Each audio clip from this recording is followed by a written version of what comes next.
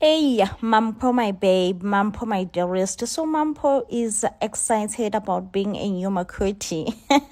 Going to do Makurti duties, Ugukotiza. And she's like, oh, yeah, I'm so excited. But Faith actually advises her against it, saying, no, no, no. A person, once he is reunited with his family, he will most likely change on you. Surprisingly, Uona does feel a bit of jealousy, just a bit, to be like, okay, Mampo has been rubbing happiness in my face, and honestly, it's not cute. It's not cute. It's not cute. But like, I don't know, Mampo will soon find out the hard way. I feel like Soga's family are quite unreasonable, especially because her, or rather Soga's his grandmom, actually asked him for 100k, yes, 100k to ask on someone sana unreasonable. And shame, poor Gatlejo, at some point I felt like he has no choice. And Kelly is already going through so much, she's saying people at school have turned on her. No one wants to be with her in school, and no one still talked to her, okay?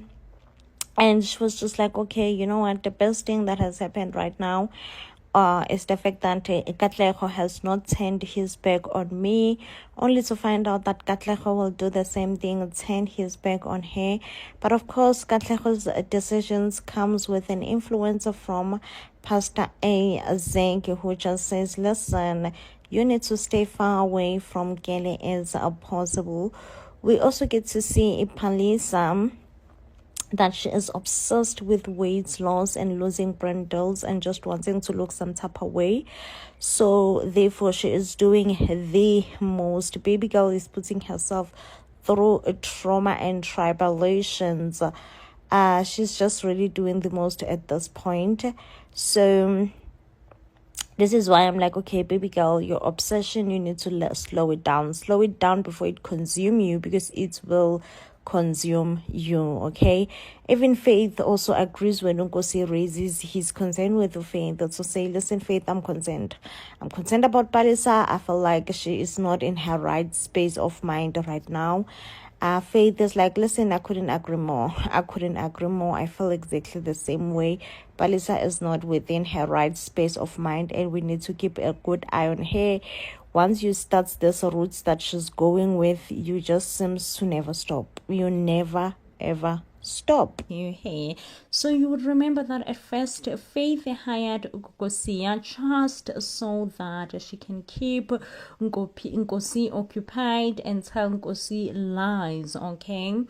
But Ukokosia was definitely not satisfied by the money that she got from Faith, because baby girl is back and she wants more. So Ukokosia has been very much close with Unkosi. Faith has not been liking it, okay? Nkosi has been praising her, telling everyone about her gifts, saying she have a great gift. Even Laz met Kokosia and started reading them. Let me tell you, everyone is sold, okay? Except Faith. Faith knows that she is actually a scammer. So Faith with her brother have orchestrated a plan that her brother will go and threaten Gokosia just so that Gokosia would back off from Unkosi. But when I tell you that plan backfires so hard that Faith did not see it coming. So Kokosia started reading Faith's brother, saying that, listen, I've seen and I am seeing that you are scared of killing. Yes, you have been killing, but it's something that you're scared of, it's something that you're not proud of, it's something that you want to stop doing, and you've been actually wanting to stop killing for a while now. And Kokosia also says the people that you kill, they come back and haunt you, and that keeps you awake at night. Of course, he tries to deny it and be like, well, what are you talking about? What exactly are you saying? And Kokosia goes as far as saying, especially the people that you have killed recently, they give you restless night. So this is when that the uncle saw that, listen, in his mind, he thinks that Kokosia is powerful, Kokosia is untouchable. So he left her And bear in mind that he went there to threaten her and tell her to back off and never ever ever see Nkosi or have a relationship with Nkosi again. But at Faith's surprise, guess who shows up in the family dinner? It's as Gogo Sia. When I tell you that Faith almost collapsed because this came totally unexpected to Faith, that Gogo Sia will actually show up in a family reunion. She was shown that Gogosia has been frightened and Gogosia has been chased away, and Gogosia will never come back or wouldn't dare to come back or show her face back in the family at dinner. But then Gogosia, being Gogosia, started to read Faith and to talk about how her calling has brought her with Ungosi. This will then make Faith more paranoid. Okay, she will be even more paranoid, and this will then make Ngozi question almost everything. Why are you so paranoid? Okay, what's eating you? What's itching you with Ukokosia? After all, she is here for me. Why do you all of the sudden have a problem with Ukokosia? Now listen, Faith will have to explain this to Unkosi, whom does not really understand what is Faith all about. Now the biggest question here is, will Faith be able to convince Unkosi as to what exactly is she all about, and why does she have a problem with Ukokosia? This is the biggest question and the biggest ask that we must know. Will Faith be able to convince Ukokosia, or rather Unkosi, that Kokosia is bad news? And division, really, we do not have time for division. We cannot afford to be divided for whatever reason. We cannot afford to be divided. This is time for unity, okay? It is definitely time for unity. And I'm like, wow. I'm puzzled, I'm puzzled. I'm like, wow. I'm shook. I'm like, wow. This pastor, like, I can't believe him. I can't believe him. Like, he has been manipulating Mapule into believing that she does not need medical care. Mapule's situation has been nothing but worse and worse in ways, and he still shows up. So he realized that he's not welcome in the hospital. He therefore decided to call Mapule to ask how is she. Mapule is like, oh, I'm really not doing well. Like, I am really bad. Like, it's really bad for me. Like, I'm really not doing well, I'm just holding on by the thread, and for some reason I feel like he's happy to hear that Mapule's sickness has worsened. And he goes like, oh, if it's God's will, it's God's will, and must know that you were not really close with your family. Perhaps God brought this sickness to you so that you could be close to your family. I'm like, what? I mean, that statement to me kind of says he wanted Mapule dead. In a way, like, he wanted Mapule dead. Like, it shooks me. Like, I'm shook even now. Like, the statement itself, like, it did not land to me. I'm sorry. The statement did not land. I'm like, what? Does this mean you want her dead? Like, what does this mean? This statement is not landing right now. It is definitely not landing. And, Mapule goes like, she does not want to think about death. She's scared of death, as she should be. We are all scared of death. We are all scared of death, like, as she should be, as she should be.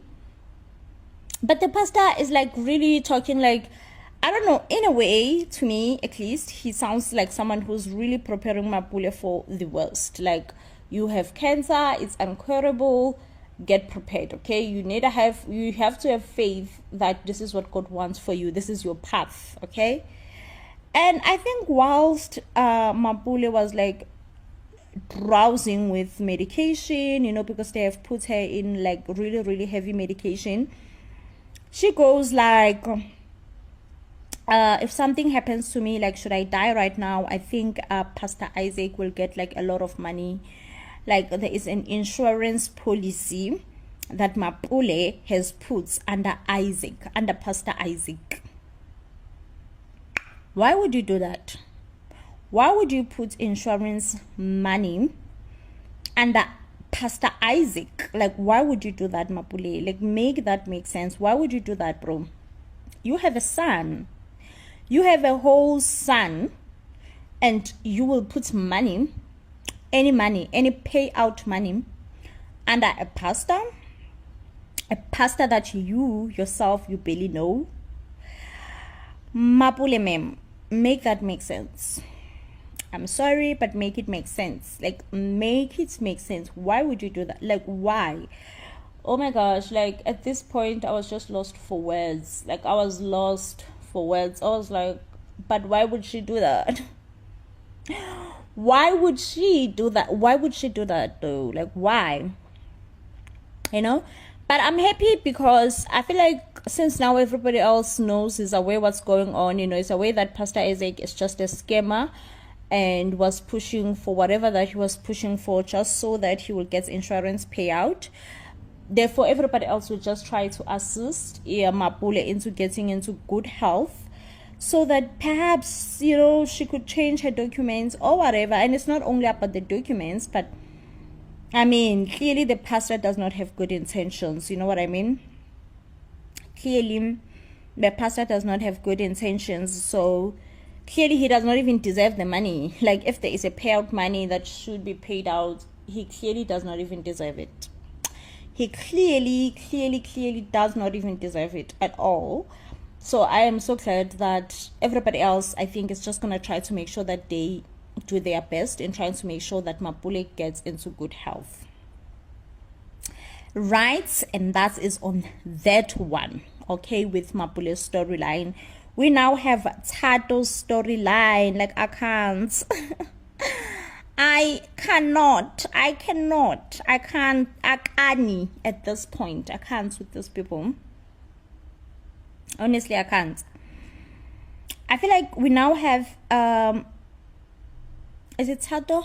Sandile, who is meeting his in-laws. He showed up. Like, I know that he's a fashion designer and all that, but meeting your in-laws and wear a sleeveless jacket or a sleeveless coat, it's just disrespectful. It's just disrespectful, Sandile. I don't know which world do you come from, but I felt like it's just being like a bit disrespectful, especially because your girlfriend also told you that she's kind of like not ready to announce to her parents that you guys are a thing, okay? And did you not bring it up? Did you not bring it out that, oh, listen, we are a thing, okay? We are a thing. I'm like, Sanzile, like, you do not bring it up at all, you know? I mean, you should have just followed her leads and let her lead, you know, let her say her piece, you know? But not Sandile. Sandile was like, no, I'm not going to let her lead. I'm not going to let her say her piece. I want to get this thing out of my chest, like, now, and tell these parents that me and their daughter, we are a thing, you know? And I think, honestly, that's just kind of backfired on him. Because the daughter was just like, but you should have waited, bro. Like, you should have waited. Like, there is no reason. There is absolutely no reason why you did not wait. You should have waited, you know? And I'm like, oopsie. Oopsie. And, you know, now he's heartbroken about the fact that she's just like, listen, I think maybe we should just call everything off, you know, maybe put our relationship on pause, you know. It's just like, oh, I'm so heartbroken. I can't believe, how could she do this to me, you know, choose her family over me. Which I understand what he means, but I don't understand why she just couldn't, or rather he could not just wait, you know, for a sec. And then we have Soga. Oh, Sana. Soga have a younger brother problem now, okay? Soga's younger brother is in town. And for some reason, it does not make Mampo happy. You know, Mampo is not happy that Soga's brother is in town. I'm like, whoa. I'm like, oopsie as well. Because why? Tell me why Mampo is not happy that Soga's brother is in town. Like, why is she not happy? Tell me, why is she not happy? And Soga was just like, okay, you are here, you are in town, what's your business, why are you back in town? And he's like, listen, I need a bit of money. Soga is like, you need a bit of money? Wow, you are probably living soft life wherever you are, because what do you mean you need a bit of money? And I'm like, in a way, like, I like it for Soga for him, like, being a bit streets, especially with money. People just need to understand that you work for money. You work for money, you are never given money. Money is something that you work for. So I'm like, yes, Soga, I like you being a bit femme and kind of reminding your brother that no, he will not be given money. But I fear that Soga's brother will bring a lot of troubles. That's like my biggest fear, because I'm like, what if he brings troubles though? He needs money, and we have the guy who has been stealing cars and who needs workers, who needs workers to come and work for him, help him steal people's cars, hijacking or whatever that you want to call it. Like, what if he hires Soga's brother? Like, at this point, it's not even a what if. It's like a huge possibility. It's like a huge, like a big possibility that it will turn out that way. Like, it's a big possibility that it will definitely turn out that way, that